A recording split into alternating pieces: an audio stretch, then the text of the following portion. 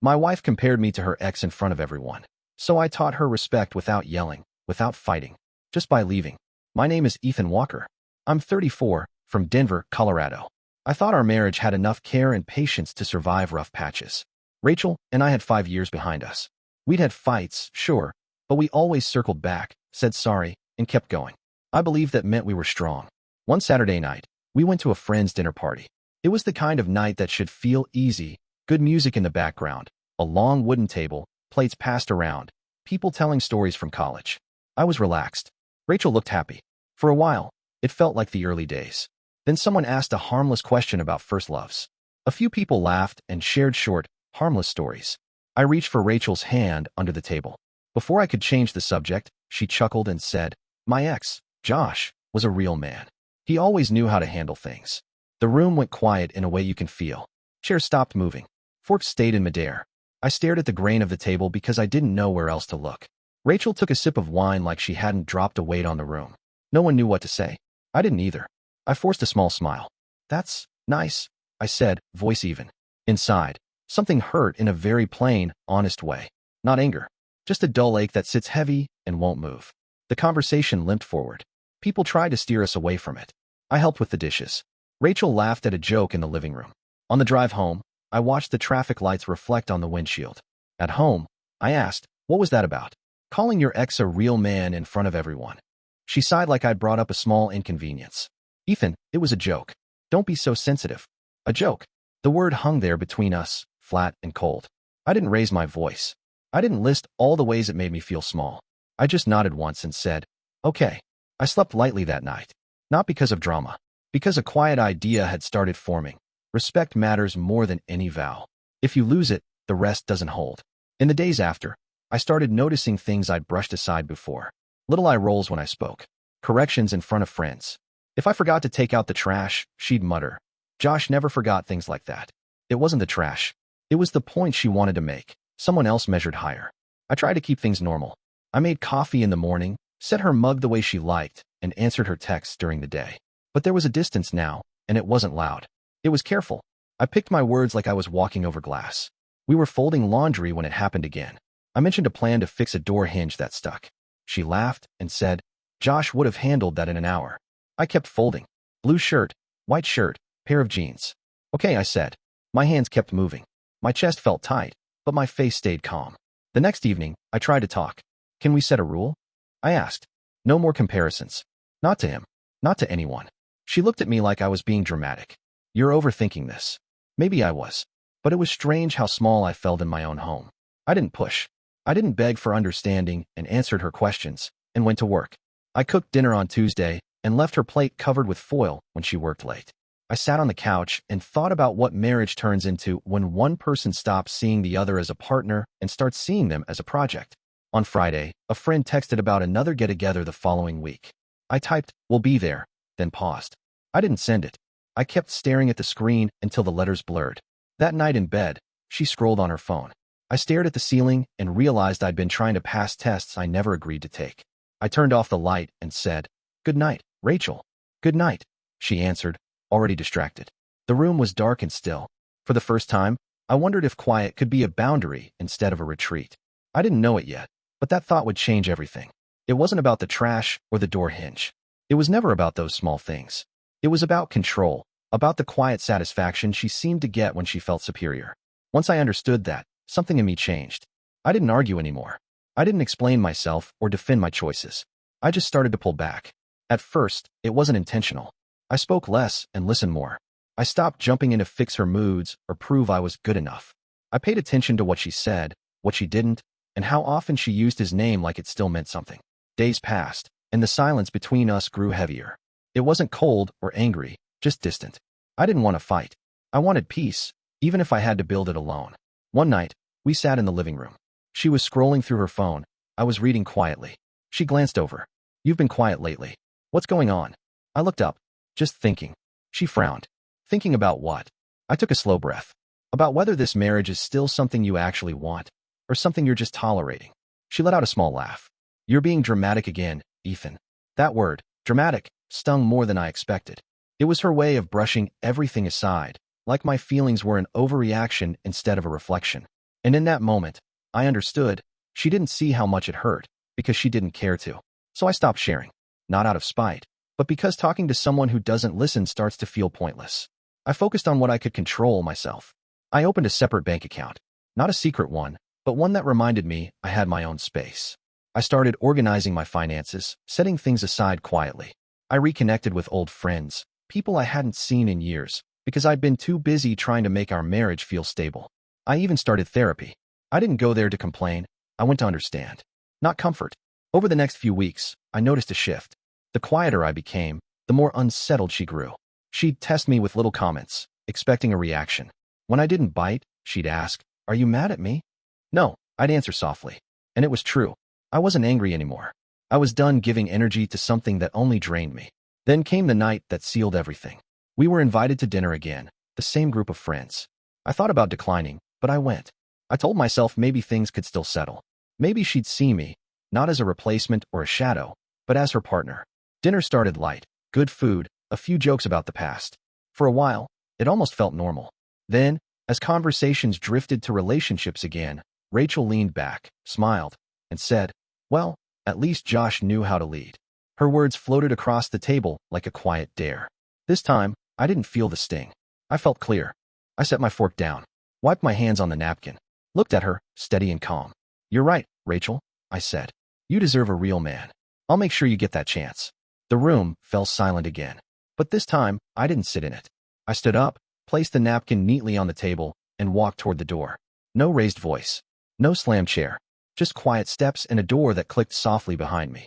It was the first choice I'd made in a long time that was purely mine. When I stepped out of that restaurant, I didn't feel anger, just a calm, certain stillness. No more trying to prove my worth to someone who'd already decided to look past me. That night, I drove without a destination for a while. City lights passed by like quiet reminders of everything I'd ignored. When I finally parked near the park downtown, I sat there for a few minutes, watching couples walk hand in hand, laughing softly. I realized how long it had been since I felt that kind of connection, the kind where love feels easy, not earned through comparison. When I finally went home, Rachel was asleep. The silence in our house didn't feel like peace anymore. It felt like an echo, empty and familiar. I didn't pack that night. I wasn't leaving out of impulse or rage. I wanted clarity, not chaos. The next morning, I woke early. The sky outside was still pale, soft with dawn. I walked into the kitchen, placed my house keys on the counter, and wrote on a small folded note. "You were right. You deserve a real man. Goodbye." No long paragraphs. Just the truth in as few words as possible. Then I took a small duffel, my laptop, and the quiet I'd been craving. I didn't block her number or delete her photos. I just left. For the first time in years, I felt light. Not happy, but free. I found a small apartment downtown. It wasn't much, one bedroom, but it was mine. No comparisons. I filled the fridge with food I liked, set my clothes where I wanted, and built a small corner desk near the window. It wasn't luxury, but it felt honest. I threw myself into daily routines. I started hiking again with friends I hadn't seen in years. They didn't ask many questions, just listened, shared laughs, and let me be. Then came the messages. At first, they were sharp. "You're seriously doing this?" Over one comment. "You're acting childish, Ethan." I read them, then set the phone face down. I didn't answer, because it wasn't one comment.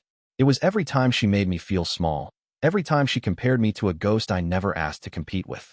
Days turned into a week. The tone shifted. "I didn't mean it like that. Please, can we talk?" Still, I stayed quiet. I didn't need to defend myself anymore. I didn't need to justify why self-respect mattered. Each day, the silence felt less like an absence and more like a boundary. I started therapy again, this time with a clearer heart. I wanted to understand my patterns, why I stayed, why I fought so hard to be seen. My therapist said something that stuck with me. Sometimes peace looks like leaving before the storm starts again. She was right. A few weeks later, I ran into Aaron, a mutual friend. He pulled me aside. "Man, Rachel's been asking around about you," he said. "She's not the same. Quieter." I just nodded. I wasn't happy to hear it, but I wasn't sad either. Some lessons don't come through arguments. They come through absence. That night, I looked out my window at the city below. For the first time in a long while, I didn't feel the need to explain anything to anyone. I poured a cup of tea, sat down, and breathed deeply. The texts kept coming, softer now. Not angry, just quiet attempts to reach me. I didn't mean it like that. "Please, can we talk?" I still didn't reply. Because what could I possibly say? It was never about one sentence at a dinner table. It was about all the moments before that. Every small jab, every careless comparison, every time I felt like a stand-in for a memory she refused to let go of. After a while, the messages slowed, then stopped. Weeks passed. I built a rhythm. Early mornings, long walks, dinners with friends, quiet evenings with a book. Life wasn't exciting, but it was peaceful. I was learning that peace doesn't always come with celebration. Sometimes, it's just knowing you're no longer being chipped away. Then one afternoon, my phone rang. It was Aaron. "Hey man," he said. "Not sure what happened, but Rachel's been asking about you. She's different now. Quieter. Almost sad." I didn't ask for details. I just said, "I hope she's okay," and left it there. A month went by. Then, one Saturday, I walked into a coffee shop near my new place, a small corner spot with warm lighting and soft music. I ordered my drink, found a seat by the window, and pulled out a notebook. When I looked up, I saw her. Rachel stood near the counter, holding a latte with both hands like it might steady her. Her eyes scanned the room, and when they found mine, she froze for a second, not shocked, just unsure. Then she walked over. "Ethan," she said softly. I nodded. "Hey, can we talk?" I motioned to the seat across from me. She sat down slowly, setting her cup between us like a peace offering. For a moment, neither of us spoke. She just stared at her hands, rubbing the lid of the cup. When she finally looked up, her eyes looked tired, not from lack of sleep, but from carrying something too long.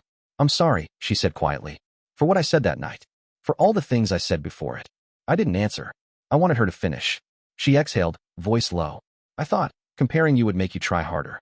That maybe you'd step up, change things. I didn't realize what it was doing to you, to us. I thought belittling you would push you forward, not push you away." I listened, calm. It wasn't anger I felt, just understanding. She was finally saying out loud what I'd known for a long time. "Josh wasn't a real man," she continued. "He made me feel small, and he was controlling. You were steady, kind, patient. I just didn't see it because I kept chasing something that didn't exist anymore." Her voice cracked. "You didn't yell, Ethan. You didn't fight. You just left. And that hurt more than anything." I took a slow sip of my coffee. "Respect isn't something you rebuild with apologies, Rachel. It's something you choose not to destroy in the first place." She nodded, eyes glassy. "I know. I see that now. I'd do anything to fix it." For a long moment, we sat there in quiet. No one else in the cafe seemed to notice us. Two people sharing the aftermath of something they once promised to protect. There was no dramatic music, no sudden hug, and no desperate plea. Just honesty. And in that honesty, I could see. She finally understood, but understanding doesn't always mean you get another chance. Some endings don't come with doors slamming. They come with soft voices admitting truths too late. I looked at Rachel sitting across from me, the same woman I once believed I'd spend forever with. Her eyes were softer now, stripped of pride, full of something that looked like understanding and regret. But I knew what I had to do. "It's too late," I said gently. "Not because I hate you, or because I want to punish you.